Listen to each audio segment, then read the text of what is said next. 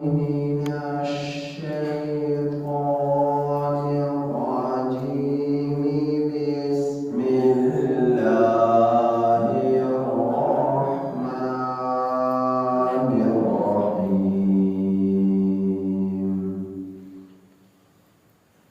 والذين هاجروا في الله من بعد ما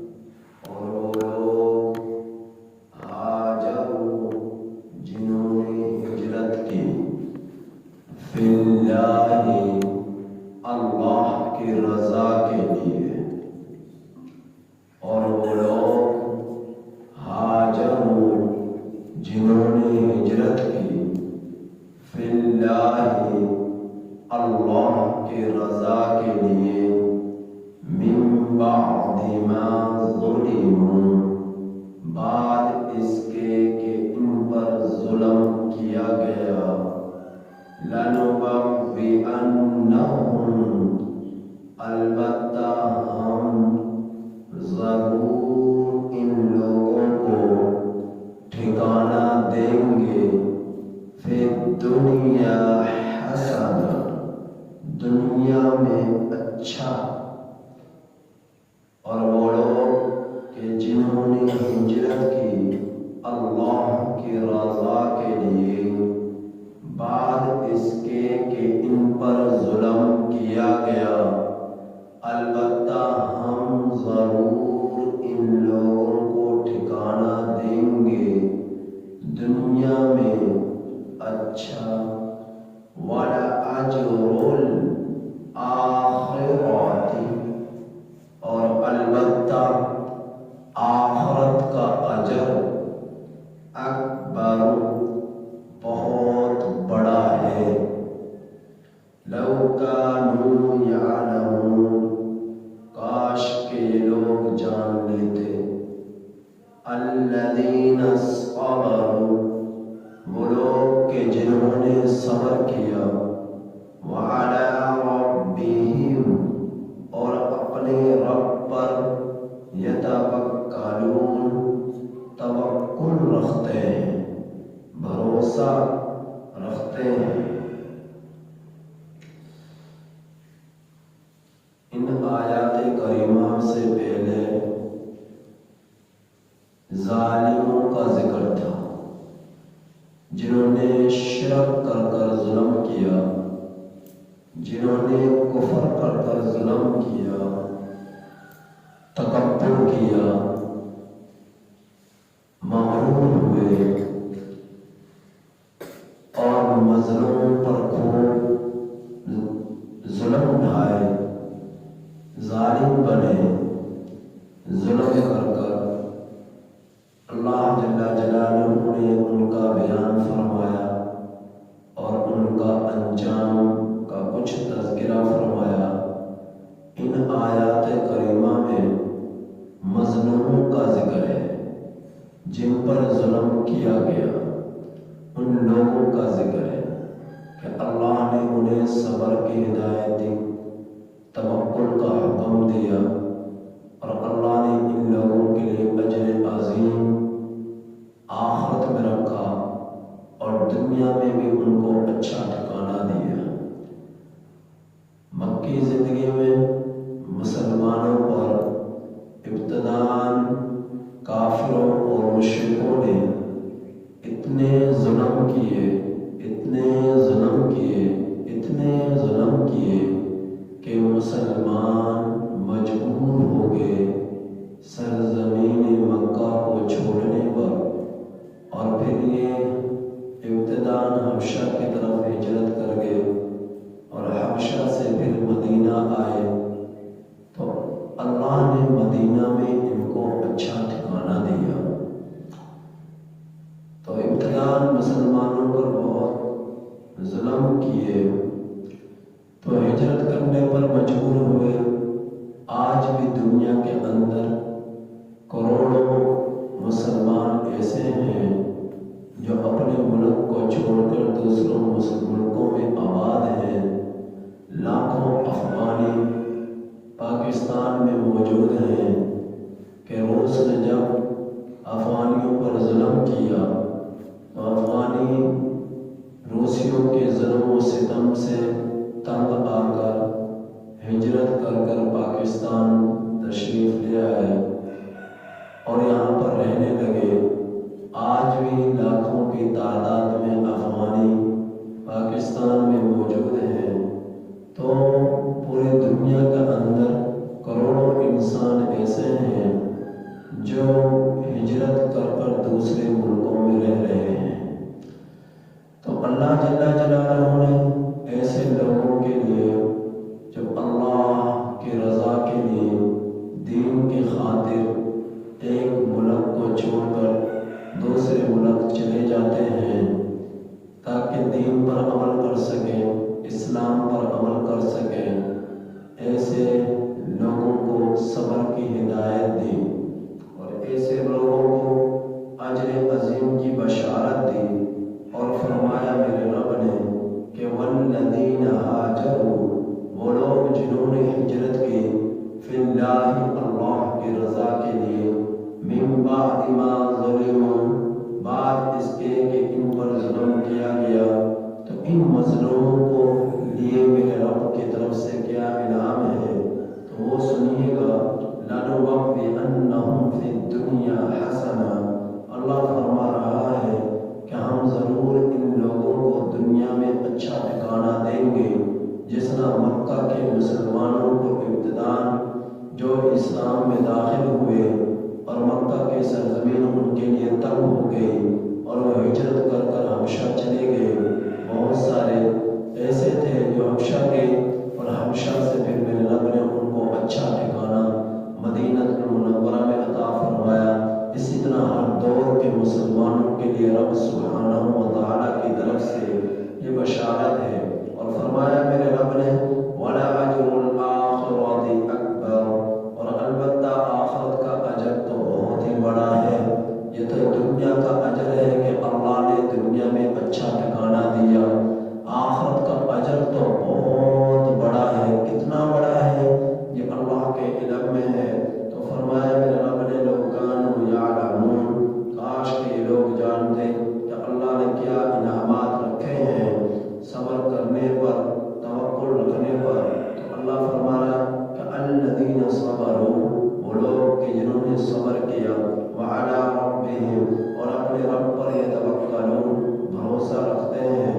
صبر کی میں نے 3 اقسام بیان فرمائی تھی۔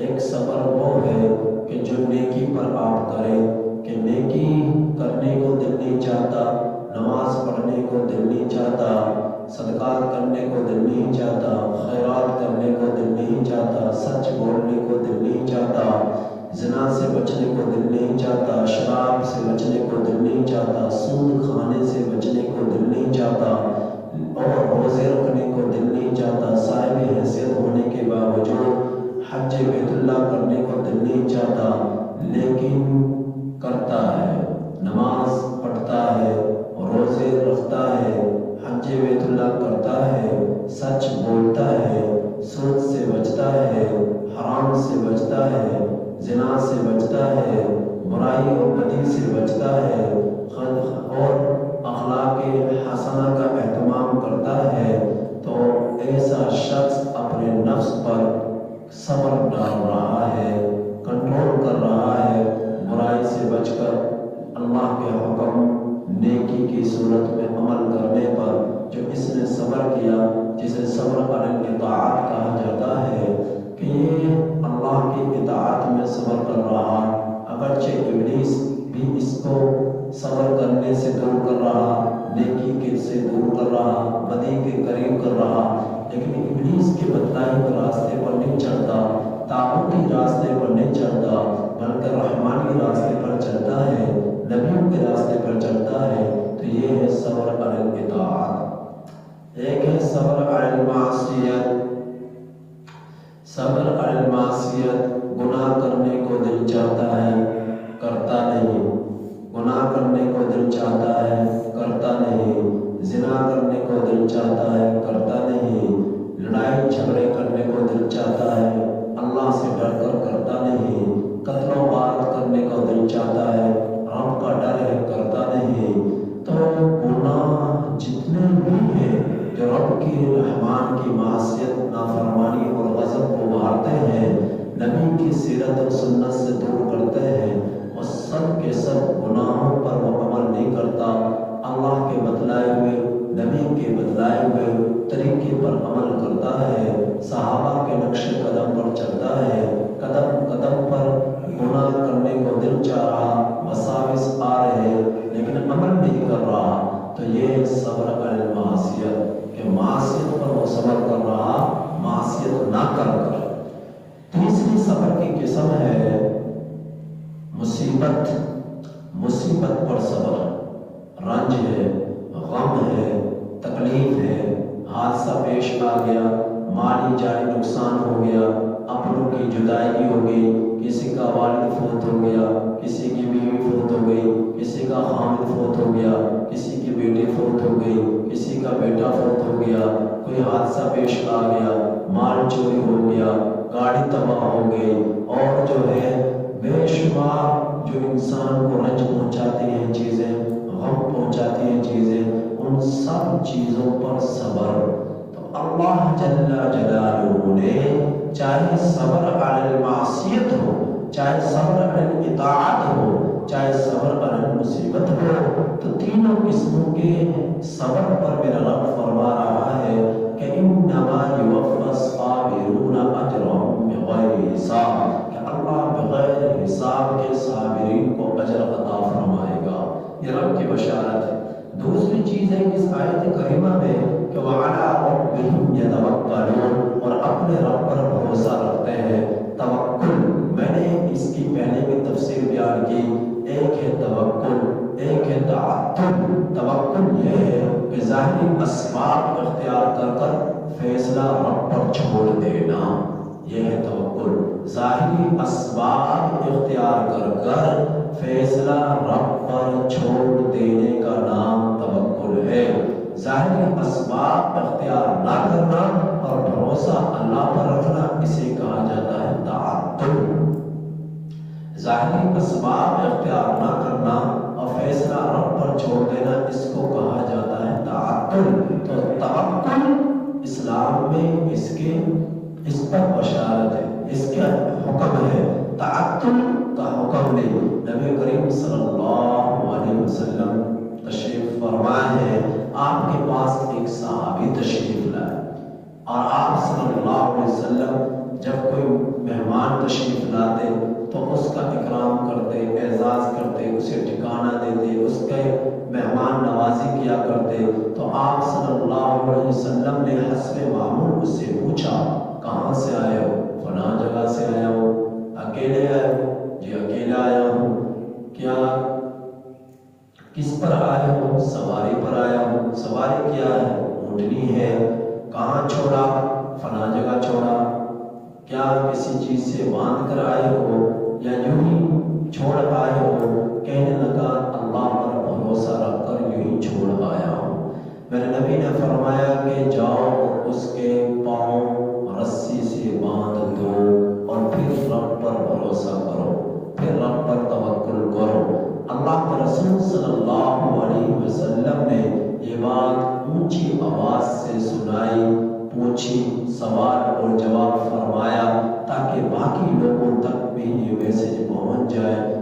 اللہ پر بھروسہ یوں اس انداز میں کیا جاتا ہے کہ پہلے تم ظاہری اسباب اختیار کرو اور پھر اللہ سبحانہ و تعالی پر بھروسہ رکھو۔ یہ کوئی توکل نہیں ہے کہ تم سواری کو لے کر آؤ اور اس کو یوں ہی چھوڑ دو کہ اللہ کے حوالے ہے، پہلے اسے باندھو، اس کی حفاظت کا سامان پیدا کرو اور پھر اللہ سبحانہ و تعالی پر بھروسہ رکھو۔ اب اس جیسی جتنی بھی چیزیں ہیں، اب چاہے وہ آپ کے مسجد میں آنے کے بعد جوتوں کا مسئلہ ہو، اب چاہے بازاروں میں جانے کے بعد سائیکل، موٹر سائیکل، کار کا مسئلہ ہو، اب چاہے آپ کے کسی دکان کا مسئلہ ہو، آپ نماز کے لیے آ رہے ہیں دکان میں تالا لگائے، آپ مسجد میں آ رہے ہیں جوتے سنبھال کر رکھیں، آپ بازاروں میں جا رہے ہیں سائیکل موٹر سائیکل کو لاک لگائیں، اس کو تالا لگائیں، اس کی حفاظت کے اسباب پیدا کریں اور اس کے بعد اللہ کے حوالے کریں۔ یا اللہ اب آپ کے حفظ و امان میں ہے، آپ پر بھروسے کے ساتھ اس چیز کو چھوڑ کر جا رہا ہوں، تو پہلے ظاہری اسباب اختیار کیے جائیں اور اس کے بعد اللہ سبحانہ و تعالی پر بھروسہ کیا جائے، تو یہ ہوتا ہے توکل۔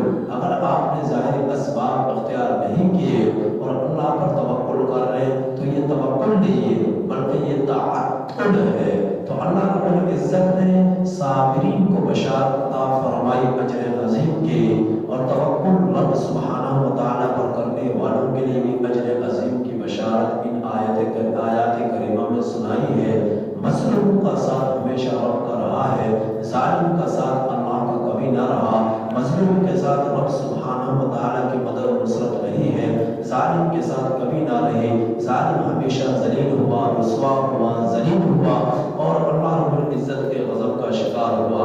اللہ جل جلالہ ہم میں سے ہر ایک